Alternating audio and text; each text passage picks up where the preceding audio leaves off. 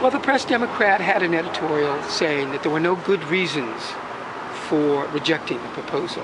And along the way, they took a quote of mine out of context. So what I want to say is, what are the good reasons for rejecting it? There are many, and I'll just highlight some of them. First of all, traffic.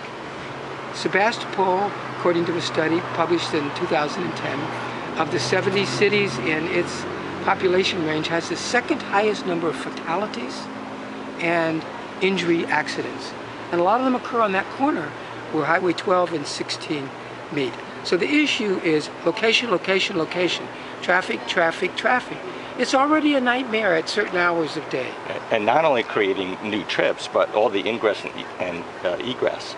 That it's going from a low use for auto dealership to a lot of $5 and $10 purchases. They need a lot of those people come in and out constantly. That's a very good point, actually. So not only is it 2,000 more car trips a day through their drive-thrus, they're both retail. And that's a problem, because that area before didn't have as much impact. So there are other local merchants who want to go in there. One of them, David Gamble from Infusions Tea and Chocolate, he's a chocolatier. He wants to manufacture chocolate there. What a great idea. And the other one is Jim McGreen.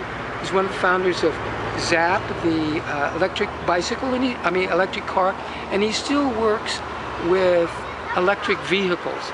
And he's now in the Ford building next door, and he'd like a bigger space. Right.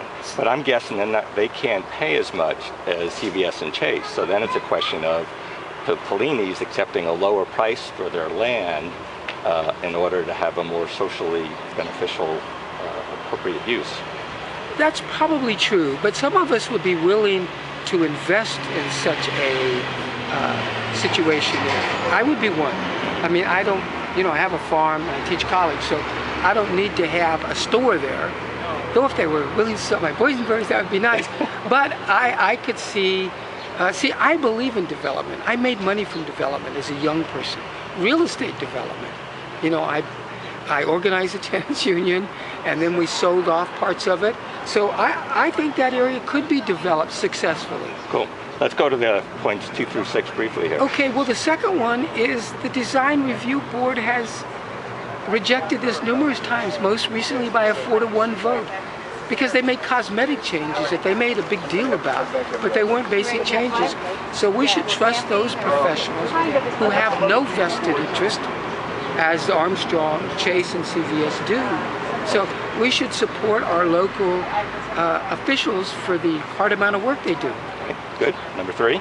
Number 3 here is that the majority of people in Sebastopol and West County reject it. At the last city council meeting, there were 43 people who testified against it and 17 who testified for it. Okay, number 4?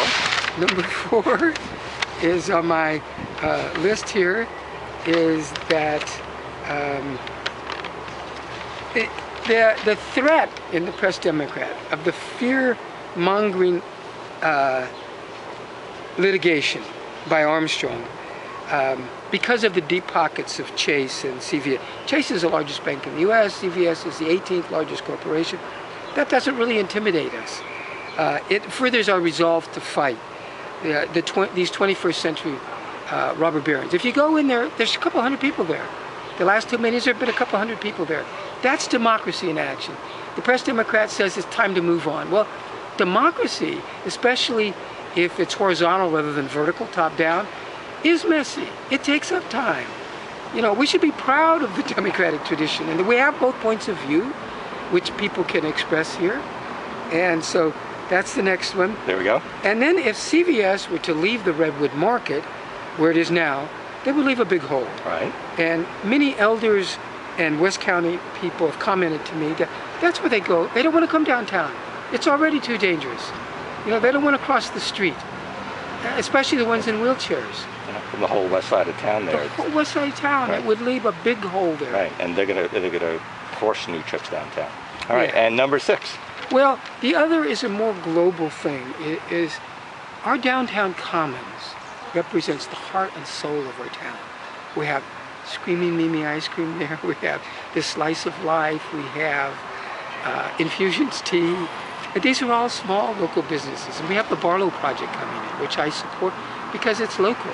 And that's going to impact that area too, but not as much because you can go up Morris and not necessarily come into town. I think it's good that we draw Santa Rosa people here, you know, so tax goes up. See, it's a false argument that this will benefit Sebastopol in terms of income, in terms of sales tax, in terms of property tax. It won't. They're already here. They're actually downsizing a little bit in terms of size, which is another reason. This violates CEQA, the California Environmental Quality Act, because it's called segmentation. They're mainly a parking lot with 2 buildings in there. So what are they going to do with that parking lot? They're going to maybe want to add some other things along the way, right? They're going to make a claim. So you're not supposed to do that. You're supposed to have it all up front.